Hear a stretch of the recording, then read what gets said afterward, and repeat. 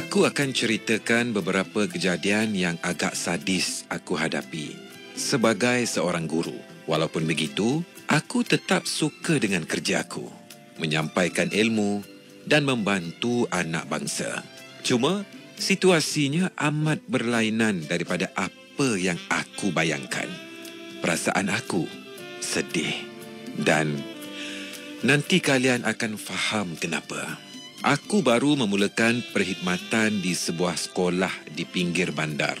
Aku bayangkan ia sebuah sekolah yang guru-gurunya peramah dan bersifat kekeluargaan. Muridnya pula bersopan santun dan beradab. Jangkaan aku benar pada guru-gurunya. Kebanyakannya peramah dan sangat terbuka menyambut kedatangan aku. Cuma bab murid tu, jangkaan aku jauh meleset. Selepas seminggu aku di sekolah, aku diberi kelas paling otai di sekolah. Pelajar-pelajar vandalisme, buli, samsing, pau duit, merokok dan vape di sekolah. Cakap lucah, kacau pelajar perempuan dan juga ponting. Banyak sebenarnya dalam rekod disiplin, tapi tak mampulah kalau aku nak senaraikan semuanya. Masa dapat tu, aku tak tahu menahu yang kelas tu kelas otai. Aku cuma pakcik yang baru mula bekerja dan sangat teruja nak bantu anak-anak murid aku. Jika aku imbas kembali pendekatan aku mula-mula tu, aku memang tak naik suara. Aku ni jenis yang agak lembut ketika bercakap, tak pandai nak marah. Yelah, sekarang ni zaman saman menyaman. Mungkin itulah silap aku. Pengajaran aku banyak berbentuk permainan untuk tarik minat anak-anak murid aku. Jujur aku katakan waktu itu, bahasa pun mereka tunggang langgang. Bayangkanlah, mengeja perkataan yang mudah pun tak pandai pada usia 12 tahun. Paling sadis, 5 daripada mereka tidak pandai baca bahasa Malaysia pun. Bahasa Inggeris, lagilah susah. Aku kesian pada mereka. Jadi, aku lagi nekat untuk membantu mereka.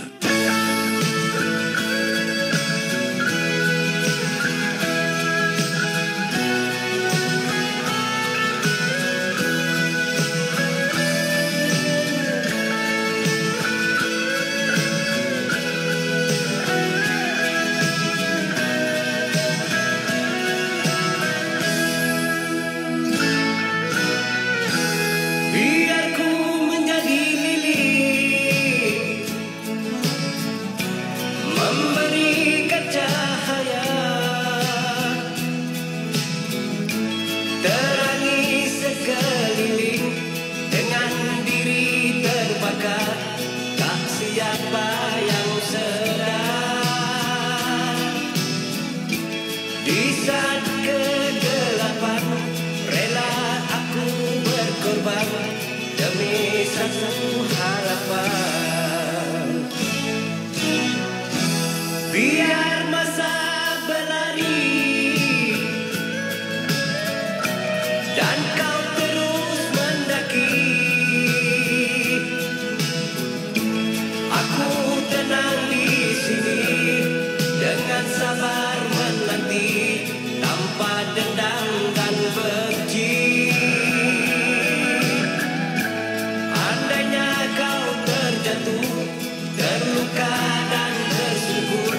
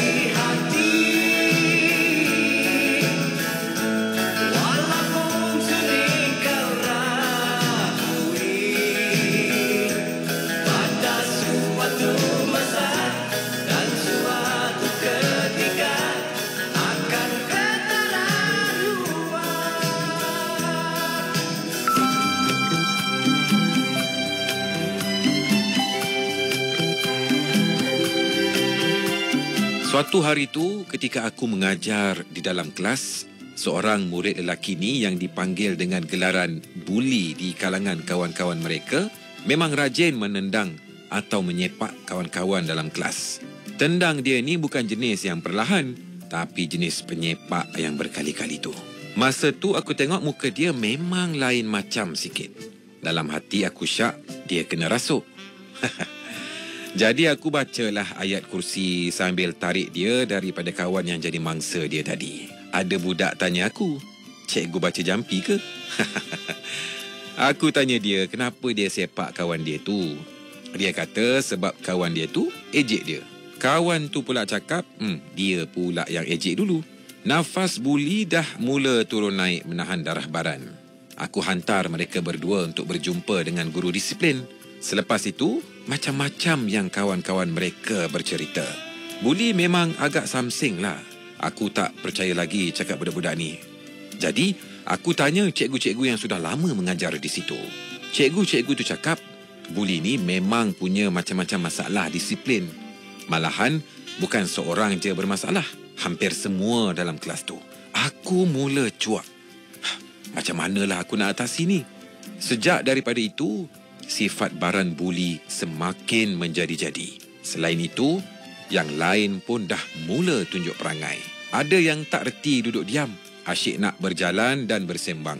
Padahal, cikgu tengah mengajar dalam kelas.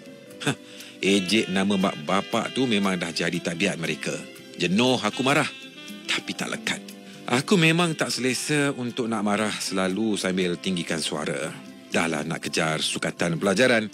Dalam masa yang sama tertekan pula dengan perangai mereka tu. Kerja di luar kelas lagi. Memang tertekan aku jadinya. Bayangkanlah, setiap hari guru-guru, pengawal keselamatan sekolah, ibu bapa murid lain, pekebun dan makcik tukang cuci pun datang lapor pada aku pasal perangai mereka ni. Setiap hari pasti wajib ada kes. "Cikgu, tadi Sona pau duit murid tahun 1. Mak bapaknya cari Sona. Cikgu, si Husin, buli dengan si Mantin ponteng waktu kelas agama. Ada murid nampak mereka merokok di belakang sekolah. Cikgu, Yuna dengan budak perempuan kelas cikgu, gedik menari-nari dekat belakang kelas. Yang paling kerap aku terima aduan berbunyi, Cikgu, si Polan bergaduh dengan si Polan tadi. Aku bersabar dengan semuanya. Tindakan aku hanyalah marah dengan cara menasihati mereka dan catat kesalahan mereka. Sehinggalah aku dah capai tahap kesabaran aku.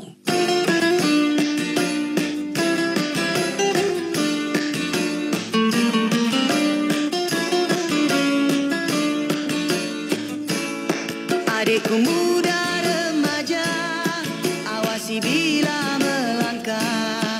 Wajahmu manis bak gula, pasti ramai kan tergoda. Tidak dilarang kau bersuka, asal tahu kan batasnya. Jangan sampai adik terlupa harapan dan cita-cita. Ibu dan ayah menaruh harapan agar kau berjaya di hari kemudian.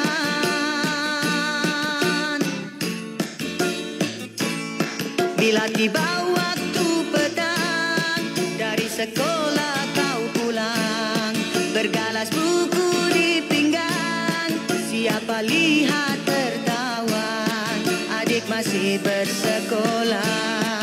Awas segala dugaan, adik kan ambil periksa, agar senang masa depan.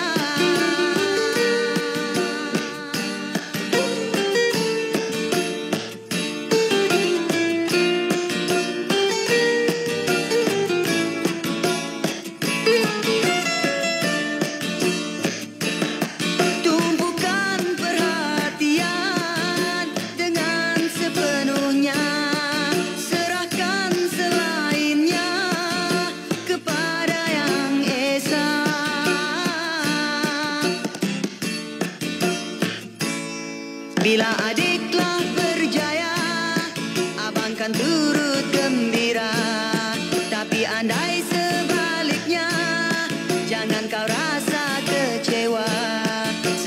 adik terkandas, bukan untuk selamanya.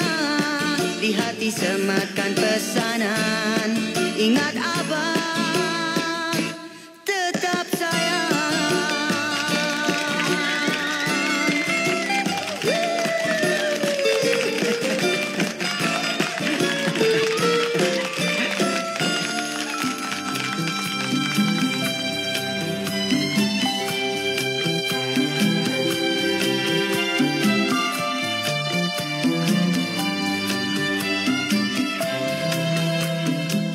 Suatu hari aku masuk mengajar seperti biasa.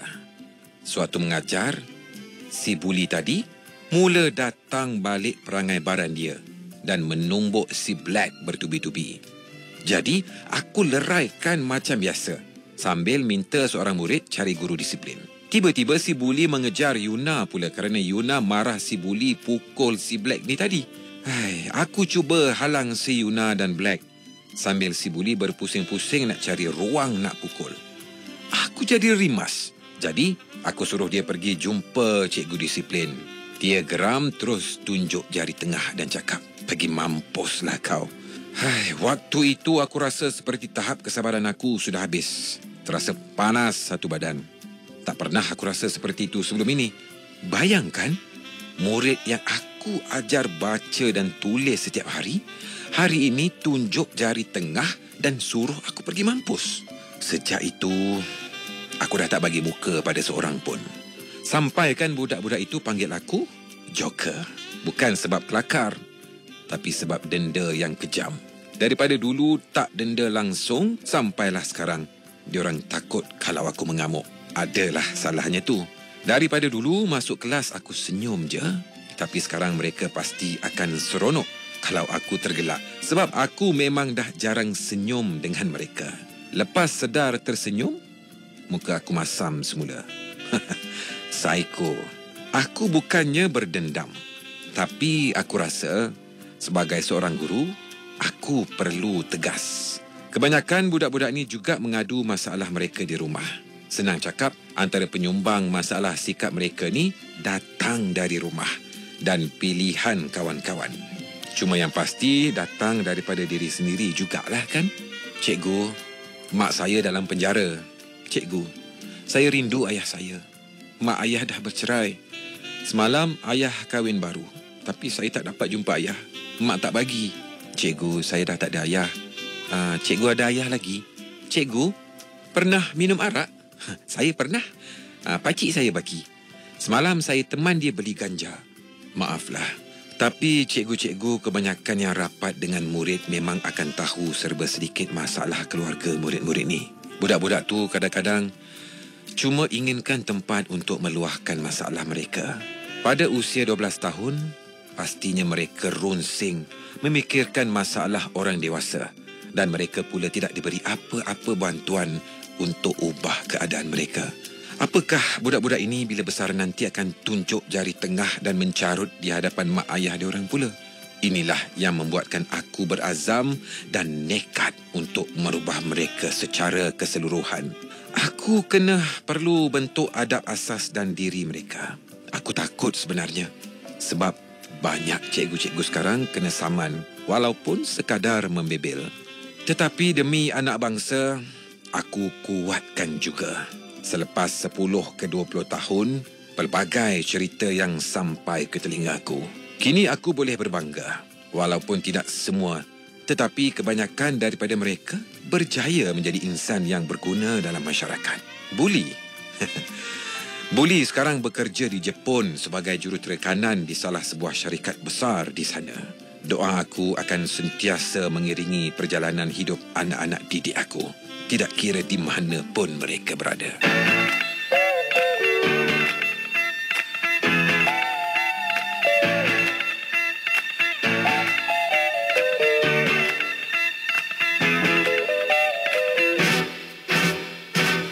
Kanak-kanak sekolah sungguh luar biasa. Gelak ketawa sampai lupa belajar. Kanak-kanak sekolah sungguh luar luar biasa. Gelak ketawa bikin guru marah. Nama guru Cikgu Subada. Oh,